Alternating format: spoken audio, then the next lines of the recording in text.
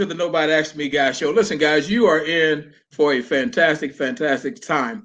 We are here with the prolific brother LeRon R. Barton. I mean, this brother's intuitive. He's dynamic. He's a fantastic writer. Hopefully, you have read his book, Straight Dope. Hopefully, you've also read the book, All We Need Is Love. And, he has a piece that we're going to talk about tonight called Gaslighting and just various other pieces. And as you understand the format, ladies and gentlemen, the format is all about the person that's being a guest on the show. So it's not about hearing me. With that, we want to again introduce and thank Brother LeRon R. Barton for being with us. As I said, this is a dynamic brother. Brother LeRon, thank you for being with us, sir. Thanks so much for having me, Melvin. I really appreciate it. Hello, y'all. In my Midwestern accent, my name is LeRon Barton. I'm a writer, speaker, author, living in San Francisco, California, from Kansas City, Missouri, South Side. I've written 2 books, Straight Dope or 360-Degree Look into American Drug Culture. Also, All We Really Need Is Love, Stories of Dating, Relationships, Heartbreak, and Marriage. I've written pieces about race, mass incarceration, politics, business, gender, and dating, just to keep it like a little low. My pieces have appeared in Black Enterprise, Salon, Media Diversity. They've appeared in Ravishly, the Good Men Project, The Elephant Journal. They've appeared in Rankateur. I sometimes like forget like all the places like that I've been published, but I mean, I'm out here. So yeah. And I'm also a TEDx speaker. Really excited about that. Grinding, trying to get another one. And yes, man, let's do it. Melvin, thank you for allowing me to be on your show, man. I really appreciate it. Well, listen, Brother LeRon, thank you for being here. And we're going to jump right in. We're going to jump right in just as we already have. And you've mentioned TEDx. So, I if you will, yes, if you kind of share with us what that experience is like, what the process is like. And it had to be a very intriguing circumstance. So if you share with us about TEDx a little bit. Yeah, so pretty much so like I have a set of goals, these big goals that I've been wanting to achieve, and one of them was doing a TED Talk because I just thought like that it'd just be cool. I've always been really intrigued. Forget the guy's name. First time that I heard a TED Talk, Melvin, I was driving home. I was living in the Bay Area, in the Bay Area, and I heard this guy by the name of Sir Ken. I forgot his name, but he had this talk. It was called "We Need a Revolution, Not an Evolution in Education," and I thought it was just incredible. I was like, this guy is a hell of a speaker, and so I was like, man, that'd be kind of cool to have to have a TED Talk. And so my fiance's friend's daughter, Mallory, shout out to Mallory. She had this book, we were talking about, giving a TED, and excuse me, my eyes are just like a little tired right now. And okay, no problem. And so she has this friend, her name's Genesis, forgot Genesis' last name, but she's like a 14, 15-year-old young lady. She gave a TED Talk on veganism. It's this tiny little beautiful Black girl, and she's talking about being a vegan. And I mean, I like meat, but I thought that it was just really cool. Yeah, I'm not trying to not trying to do veganism, but I mean, so I was like, man, she did a she did a TEDx, and so Mallory had this book, How to Give a TED Talk, and so it just kind of made it real. And so I just researching how to get a TED Talk, found this guy by the name of Taylor Conroy, got on his mailing list, and I applied to 3 different TED Talks. I think I got the second one, and my TEDx was called How I Overcame the Fear of Stuttering, which I've been talking to my fiance about talking about it. And I was like, well, this is a really personal thing for me, and so worked with my coach by the name of Mary Van Zant, who's an amazing woman. Got a chance to go down south for the first time. Actually second time, because I've been to Texas. and got a chance to go to Alabama. Florence, Alabama is beautiful. The people are wonderful. And hey, dude, like I was practicing like the speech like multiple times a day. Like, like my fiance, she got tired of me saying it. She was like, "Gosh, yo, I'm so tired of you, like, saying this speech." And so, yeah, no, like I did it, and it was an amazing experience, man. Like I'm so happy that that people it resonated with a lot of people because I mean, folk are like, man, you really gave me some inspiration, and boom, boom, boom, and I was just like, well, it kind of got me thinking that we need to move in a way that to inspire people. Not only that, but just to realize, Melvin, that people are looking at us, man. Like like even if you don't think someone's looking at you, people are looking at you, and they're like, okay, well, if Melvin can have a podcast, maybe I can have one. And so we need to move and sort of act in a way as if we are inspiring people, and we need to always just be sort of like grand in our steps. So you know what I mean? Absolutely. I concur. I'm a stutterer, a Oh, former stutterer. really? I still stutter sometimes, Okay. in the event if I get really angry, or sometimes if I get a little nervous, Right. or Absolutely. things are happening that, how can I say, that are not meeting with my approval.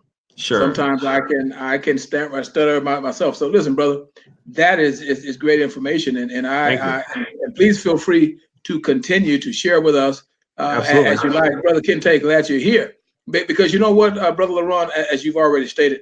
Now I can say, a lot of people say, "Hey, I watched your stuff. I Yeah. watched that TED talk that you did over Sure. and over and over, and I thought Right. it was just fantastic, man. To Right. be able to stand there and to talk about how it's difficult to overcome, and how all of the, Right. many of the Absolutely. things. Yeah, man, that was powerful. Listen, No, go ahead. no, like it's one of those things like the as I said in the talk, Melvin, like the stutter is just it's a metaphor for what we have to go through in life. Like I have a speech impediment. You may have something that you've been trying to master, and it's just not clicking. And what I'm saying is like, yo, like don't give up. Just like keep going, keep it moving. And we need to really like, I mean, it's hard to keep going, right? Because Hmm. let's say you've been working at something and you're just not seeing the fruits of your labor, grow, whatever, pop off. And you just have to just like, it's one of those things where a friend of mine told me, like, we were talking about like, my writing, and she was like, well, I'm sorry. He was like, if you're gonna stop, what else would you do? And I was like, damn, you're like, that's real talk, and it's such a big part of my life. And I'm just, just like, right before I got off, right before I got on this, I was editing a pitch for an article to write. And so it's just like, I probably write like almost every day, just, on that, just on that grind, you dig? But just, you can't stop, man. I mean, I look at it like the metaphor I always like to use. It's like, I'm the little kid in front of the basketball hoop, and I'm just constantly shooting that hoop and shooting that hoop. And it's like, my grandfather used to always use this term, the law of averages, right? The law Yeah. of averages. You know what I'm talking about. You know what I mean? Yeah. And so like the law of averages says that you're gonna hit that pretty soon. So just keep shooting, man. Like don't give up. Like that's the coward's way. You did. For real. Yeah. I mean, it's like, yo, like, it's easy to give up, man, but it's hard to keep going. Absolutely. Absolutely. And perfect segue. If you don't mind, there are Sure. two pieces Absolutely. particularly that I want to ask you to speak with us a little bit about, especially the code switching. And I Yeah. know that you and I, we A talked hundred about percent. on Dr. Vibe, and then also the gaslighting. Right. If you touch upon those two for a moment. Yeah. Yeah, man. Absolutely. So the gaslighting, that's the one. That's the older of the two. I wrote that piece because I just felt like that we as Black non-white people, or just any non-white person, whether it be Latino, Asian, Native American, Middle Eastern, like people of Middle Eastern descent, and other folks. I feel like that whenever we talk about our experiences, you know, people will always say, "Oh, well, are you sure that that's what happened? Are you really kind of making that? You like, is it really something maybe in your head?" And it's like it's like people always try to talk you down from that. It's like they always trying to like, pull pull the little switch on you just to sort of make you feel like, well, that actually really didn't happen. Like, you really didn't experience racism. I mean, this is something that men do towards women all the time. Like, Yeah, if a woman says, "Hey, that that that that guy kind of, he sexually, well, not kind of, but that guy sexually harassed me. He said something that was inappropriate." And as a man, we will say something like, okay, well, I'm pretty sure he was just kidding. Maybe you kind of took it the wrong way. And it's pretty much what it is, Melvin. It's saying that your experience is not valid. What you go through is it's not real. And I'm going to convince you of this, maybe because I don't feel comfortable in talking about it, maybe because that's a friend, could be because I'm a closet racist, I'm a closet misogynist. But it's all about not believing somebody. And I wanted to talk about that because that happens so much, man. I mean, like, people gaslight you so many times throughout life that that'll make you think that you don't know what you're talking about, right? Like, that'll create doubt within your mind. And so absolutely. yeah, and the piece was really popular, man. I got a chance to debate on a Jesse Lee Peterson show, man. He's a colorful character, man. I mean, he's one of the brothers, you really got to pray for, man, because I mean, he's a victim of racism. So I kind of feel like that, we we do what we can to survive in this system, right? And that's either through acclimating, through sort of acquiescing, or just fighting. Like, I mean, like, yeah, that's what it Yeah, is. yeah. And as you talk so eloquently about the Thank you gaslighting, very much. it always, as you share that, and you hit the nails on the head, as you already know. It's when people try to, and you said it, try to convince you Right. that you're the one that's confused. Absolutely, man. I mean, it's like, dude, like, I'm so, like my friend Eric Reed, shout out to Eric. He had said one day, he said something to the effect of, America cannot convince me that it's something that it's not, because I'm a black man. Hmm. And I took that to mean that, you know, it's excuse me, it's like I'm a black man 24/7. So it's like, even if I don't directly experience racism, white supremacy, I see it. Yeah, You know what I mean? You're like, everyone, it's pretty much clear as day. So when you gaslight me, just tell me, instead of gaslight me, just say, hey, look, I don't want to hear that, or I don't believe you, or racism is a thing of the past. Just, yeah, just tell me that, man. Like, versus like trying to play these mental games with me, and saying that, oh, well, uh, maybe you took it the wrong way. No, dude, like, I'm a 40-year-old black man. I know what racist white supremacy looks and smells yeah, like. You absolutely. you know? Yes, sir. Perfect segue into code switching. Perfect segue into code switching. I Absolutely, mean, man. I love that article as well, brother. I was Thank reading you so that, much, man. and I love to tell you and Dr. Vibe that I was born and raised here in the Jim Crow South, Right, and absolutely. so often, and it doesn't just happen in the South, but it's more pronounced in the South, Sure. and so often, you deal with that quote two languages, Right. Yeah, the no. hood language and Right. the quote proper English. Right. So talk with us about that, please. Well, I mean, this was another topic that I've been wanting to write about for a really long time. Look, I'm from the ghetto, man. Like, I'm a product of that slang speak.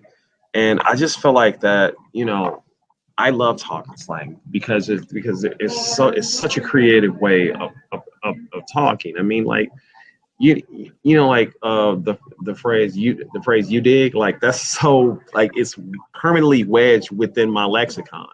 Mm-hmm. I love mixing up words like um, apathy, effervescent, along with stuff like cool and chilling. You know what I mean? Like yeah, like Yeah. that's Yeah. just who I am. And so with the code switching, I kind of came to a point in my life, Melvin, where I just got tired of just trying to like switch from talking one way talking to the other way. I just said, look, man, like this is who I am. A, B, I'm a black man in America, so I'm going to be viewed a certain way, regardless of the way that I talk, the way that like it's something like that I always tell Dr. Vibe Show. I'm sorry, that I was something that I always talk about when I'm on Dr. Vibe Show. I said it doesn't matter how I talk, walk, act, or dress. I'm black, and because of that, I'm going to be viewed a certain way. And so I'm just simply just saying, look, you know what? I'm trying to be free out here.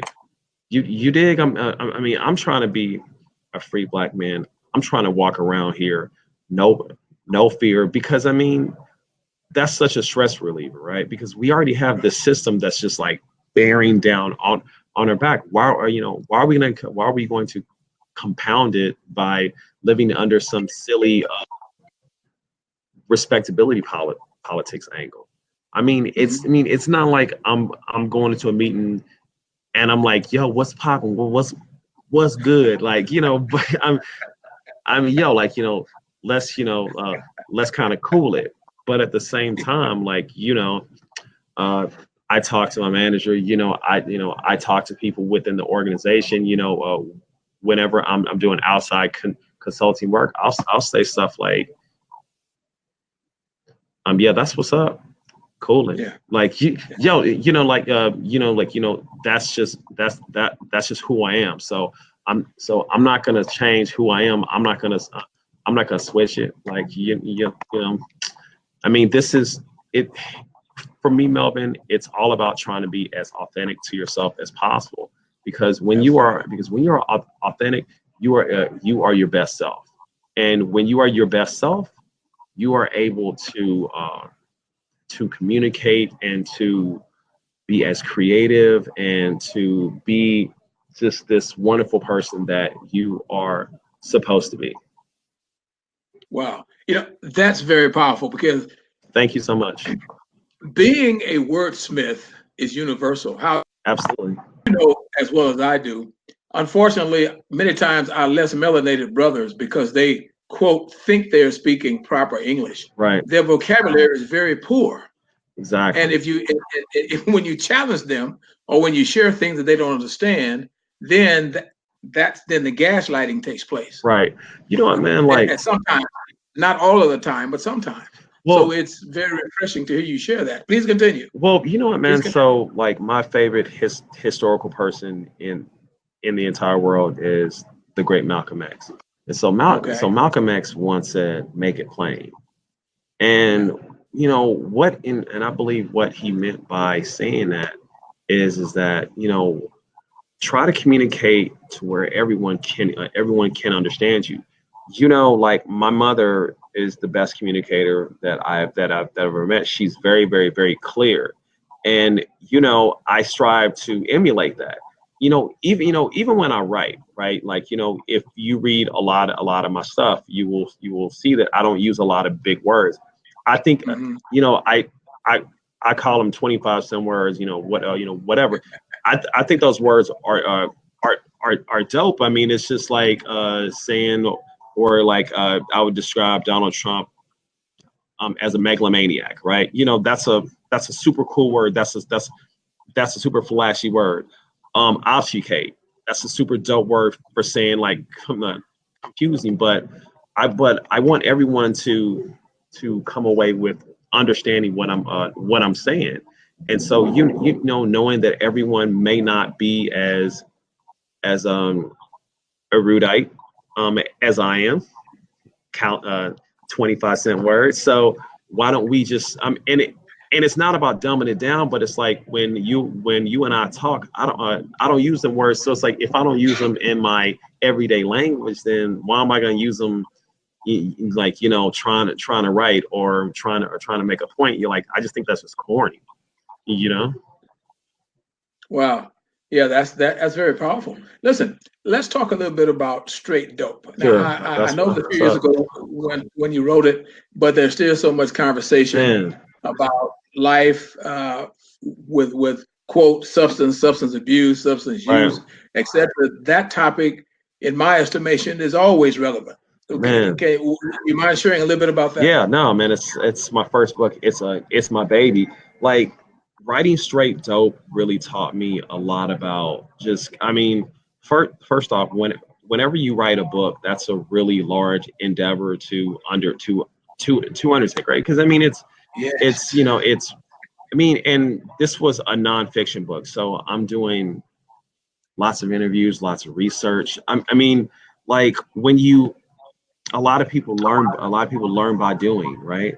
And so Yeah. when you do this book, I mean, it's almost like you're sort of learning on the fly, right?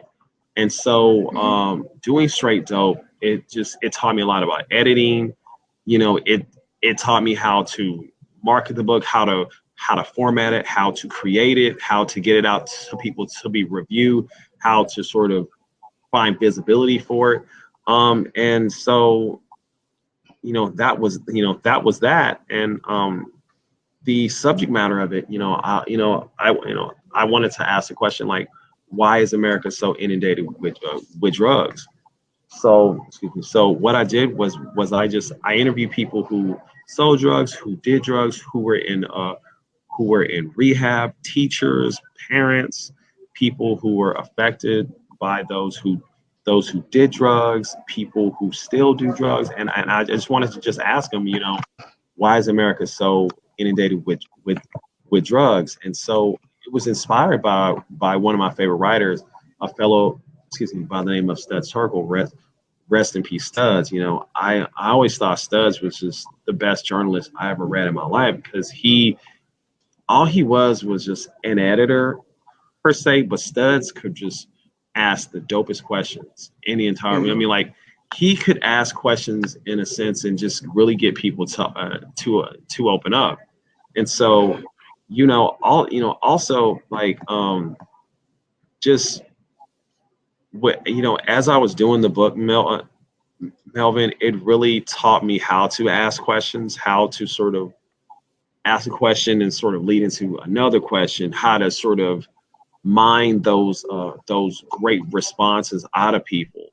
And it was a really, man, it was a hell of a experience, man. I mean, like, straight dope is always going to hold a special place in my heart. I mean, it was just so many lessons, like, and I think I think it's a pretty good book. I often, say, maybe I should do a part two. What I mean, because there's so much to talk about, especially now with the fentanyl, thing just sort of popping off, and just of course, legal marijuana. I'm sorry, legal cannabis, and the fact that my views on drugs have just sort of changed. I used to be um, very liberal about it. Now I'm just like I don't like I don't use cannabis. I just think that it's just a waste of time. But I like to drink, so I'm not going to be a hypocrite. And I'll tell people don't use it, but you know, but yeah, that's that's where I'm at with it right now. Okay, I see Dr. Vibe has rejoined us. We're glad you're here, Dr. What's Vibe. up, Dr. Also, Bob? there's another camera we have open. If you guys want to jump on and ask Brother LeRon a question or just want to jump on with us, feel free. Dr. Vibe? Well, thanks very much for having me, both Black Male Thought Leaders. Thank you so much. We're glad you're here. LeRon, let me ask you, how Yes. has each book that you've written changed you? Man, Good question. that's a pretty awesome question. Once in a As while, I have a good question. every once in a while, just come on, this, this is the man here. Yeah, yes. You guys, if you guys don't know about Dr. Vibe, I do like I owe a lot to this man as far as like getting me on the platform, Good Men Project, just having people get at me, hey, look, I heard you on the Dr. Vibe show. I mean, just the confidence because it's funny, Dr. Vibe, like the first couple times when I would come on your show, I didn't want to listen to I didn't want to listen to the playback. I was like, yo, I I know that I'm sounding crazy, but like it It's just true. but I mean, coming on your show and week after week and just sort of developing how to talk, how to answer, how to answer questions, how to be engaging. Like, I mean, it's been such a roller coaster of learning, and so I just wanted to say thank you for that, and to also give you props. So now to answer your question, I learned how to. I mean, well, straight straight dope. Really, again, it really taught me how to write a book from that perspective. It taught me how to. I just want to interrupt, Laurent. Yes, Not professionally. I want to know, how did it change you? Did it change any sure. of your character? Did it change things in you? It's interesting. Straight dope. I mean, there were times when I would write, like I'm sorry, like when I would interview folks, right? And I would interview people, and you would hear about ODs, you would hear about people, selling dope, people scamming, whatever. And it just be such a negative thing where it's like I would have to go home and just sort of like decompress because like it's like you were hearing like all of that stuff and you're just like, gosh, man, like yo, like I just want to chill. um you straight, I wouldn't say straight dope really changed me too much. I would say that with all you really need is love. The my second book, it really taught me it it taught me two things, right? So it taught me that women, what they what a lot of women want out of relationships is they want consistency, and they want your word. So it's like if you say something, do it, right? Like they want you to stick by your word, man. And with men, we we don't want someone to be on our back all the time, and I mean, so it taught me that your first love is always going to be just so precious. It's going to be just a powerful thing, and you're never going to be able to duplicate that. And it also taught me that as you get older, fall in love is going to be it's going to be more difficult. I mean, because we're like a lot of the gosh, what am I trying to say here? We don't have a lot of the romantic, sort of hopeful, sort of like us against the world feelings anymore. Life, it's like practicality. It's like okay, look, like I'm I'm over here. I'm doing this. I can give a little. Can you accommodate me? Like it's not so much about romance, but it's just like when you're dating, when you're older, you come down from the clouds. And that's one thing that I've that I've really found, especially talking with people. And I'm just like, man, like it's not like the movies. Like, I mean, it's just, I mean, it definitely ain't about that. So Okay, thanks. No problem. yeah, yeah, it's all gravy. I we know you're pressed for time, Yes, and I just yes, have a yes, sir. if I could just ask, when you said the piece about all we need is love, and Yeah. as you're aging and how you kind of come down from the clouds, I hear you very, very loudly. You Right. know, I know as Dr. Vibe asked the question, basically a comparison and a contrast. But you know, and I say, but I keep for some reason wanting to return to gaslighting. Sure, sure. Can you marry those a little bit? How that would help to maybe eliminate gaslighting, or even if it enhances it? Well, I mean, I think that with gaslighting, well, so I, I think it's kind of natural, man, for like anyone who is in a position of power, who is in a position of an oppressor, they're not going to want to believe the worst about themselves, or they're not going to want to believe the worst about a colleague. Not saying that black men are in any position of power, because we're not. If you look at any and every sort of measure when it comes to economics, education, life expectancy, mass incarceration numbers, et cetera, et cetera, we're we're in the bottom. So I just want to just like just want to throw that out there. When I think about that, I would say the thing to eliminate gaslighting is to just simply listen. You know, you have to understand that, like, my experience is going to be different than yours, and just because I'm talking about racism, it's not a personal attack on you, right? So I mean, like, I don't understand, like, how, like, how, like, some white folks, like, they'll just be like, oh my god, why are you he he wasn't being racist towards you, what he's talking about. And it's like, well, fam, this has nothing to do with you. This is me and that person's experience. You dig? And so, a lot of people don't look at it systemically. You guys, I mean, there's a difference between individual and systemic. What we're going through is a systemic issue. It's I I think that because we have such a poor definition of what race and white supremacy is, and because we're so confused, this is why people gaslight. This is why people just, jump up and try to defend indefensible acts.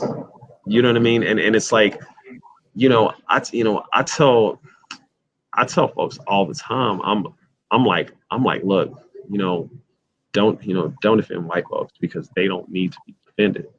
Trust me, hey, yo, they got the system. They're good.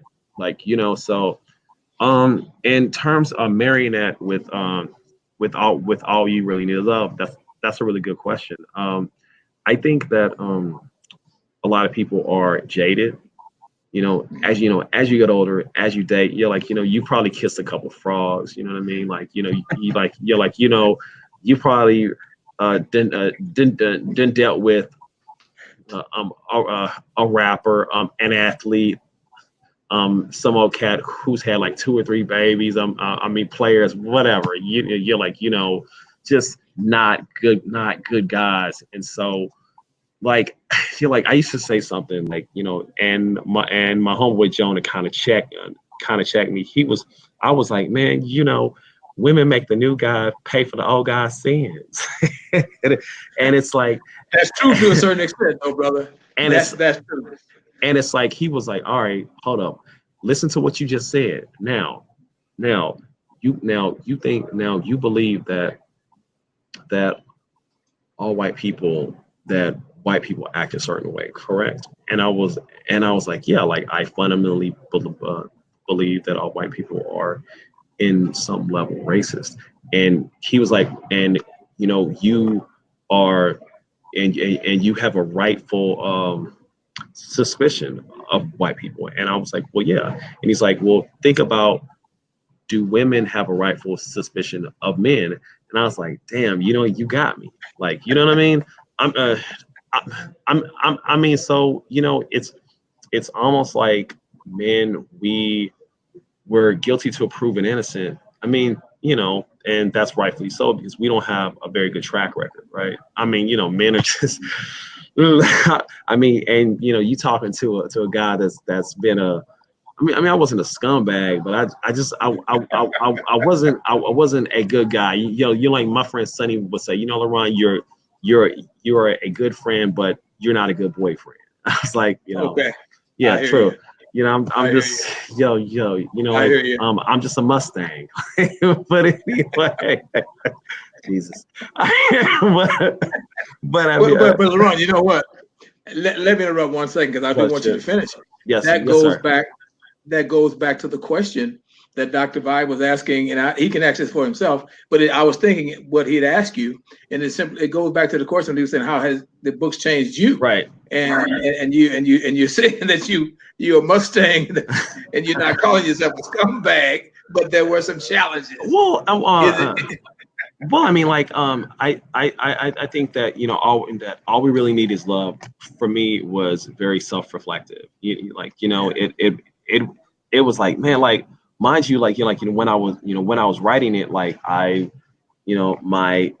ex-girlfriend dumped me, so that was that, and just trying to figure that out, trying to figure out myself, like, I was in a really different place, and so with all you really need is love. It really showed me more than anything, Dr. Bob and Melvin. It showed me that hope is always there for somebody. You know what I mean? Like, just like there is someone out there for you. Like, love never dies.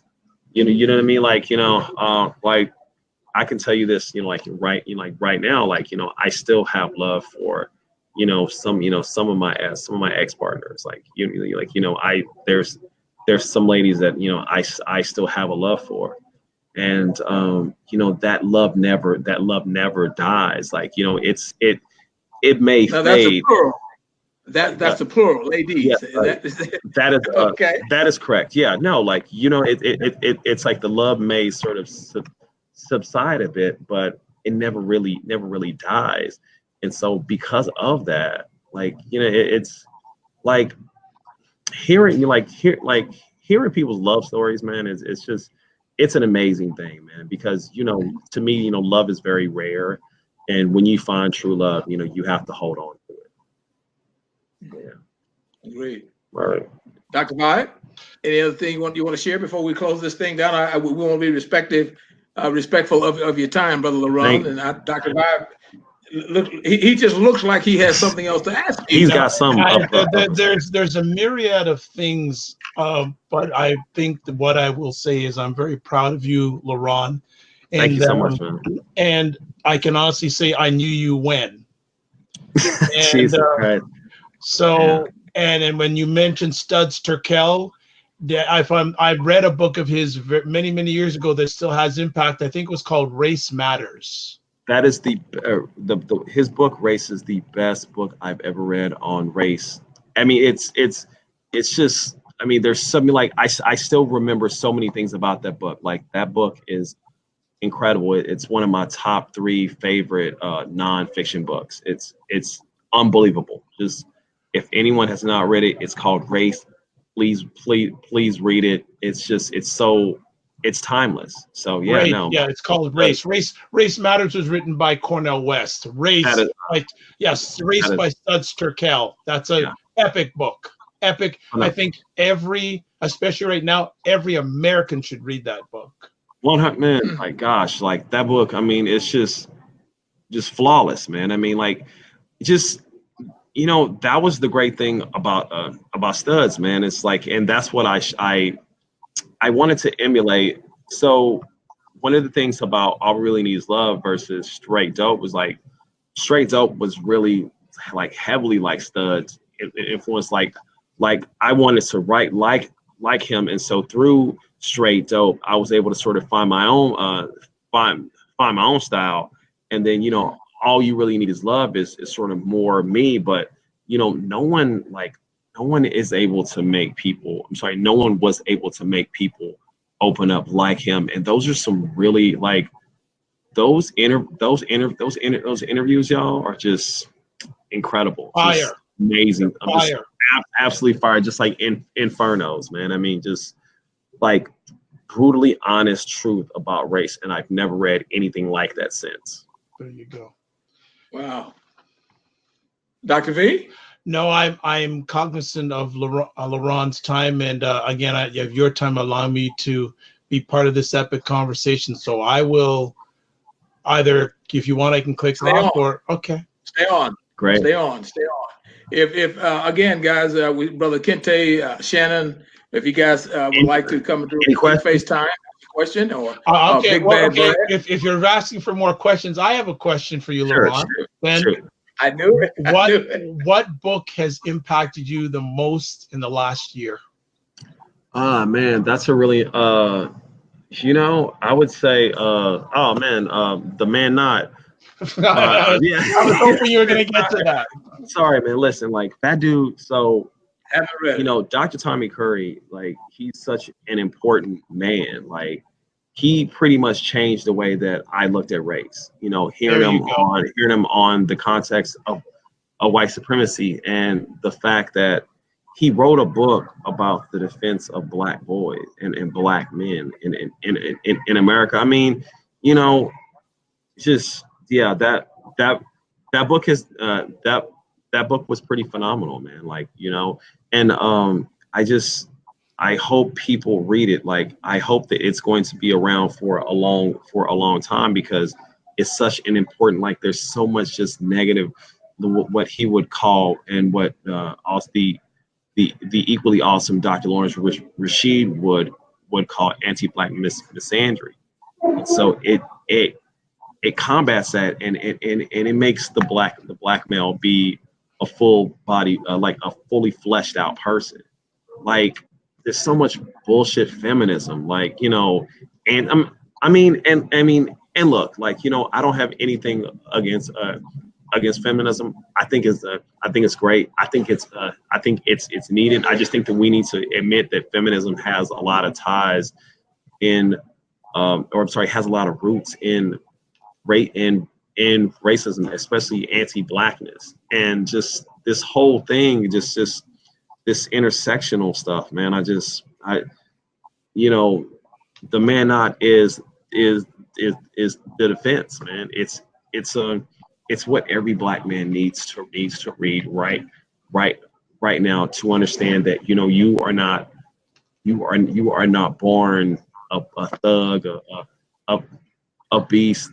The fact that the fact that we're not born. I'm sorry.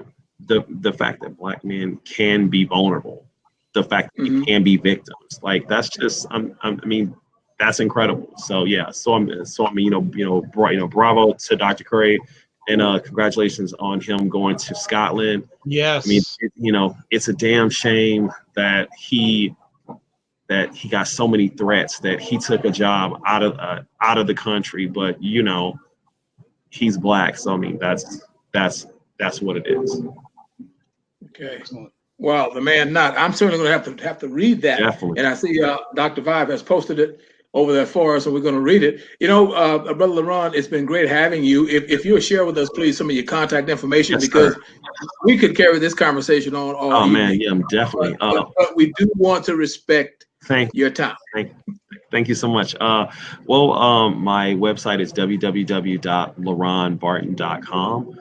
I'm also on Twitter at Mainline LeRon. I have an Instagram page at LeRon L Barton, and I have a professional Facebook writing page, facebook.com/LeRon Barton. I say this a lot. Like, I'm always looking for people to reach out, for people to engage. I'm not a fan of like nasty grams, and I just want things to just let's just keep it peaceful and beautiful. You dig? Absolutely. Dr. Vibe. What about me?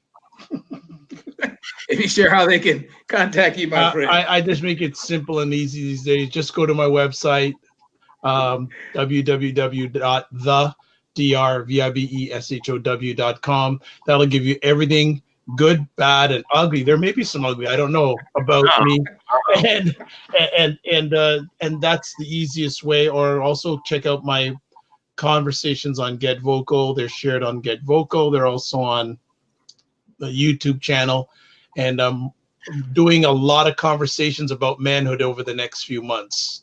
A lot of conversations about manhood. So we're looking forward to that, and also too. These two gentlemen periodically on Sunday nights are on my live audio podcasts, and that's actually how they first met each other, via the live audio podcast. So it's come to this. So that's about it. Great, cool beans. Thank you. Well, listen, guys, this has been an amazing talk, and we, Brother LeRon, if you have to go, we do understand. I'm just going to share with the audience real quickly. Sure. You can get me at www.dyingonmyfeet.com, www.dyingonmyfeet.com. Once you get there, you'll find all of my social media outlets. Please join us next week. We're going to have Dr. Rashid. You heard LeRon mention Dr. Rashid. Hell of a conversation. Will be with us next week, 7:00 p.m. Central Standard Time. And May is the month we are dedicating to mothers. So you will, Shannon has agreed, I see she's still on. She has agreed to be with us, and some of our other colleagues, as well as some other professionals maybe you have met. So listen, we do appreciate you being here. We're very happy that you're here. And always keep your eyes open for the Nobody Asked Me guide, because we have questions coming for you nonstop. Have a blessed and great evening.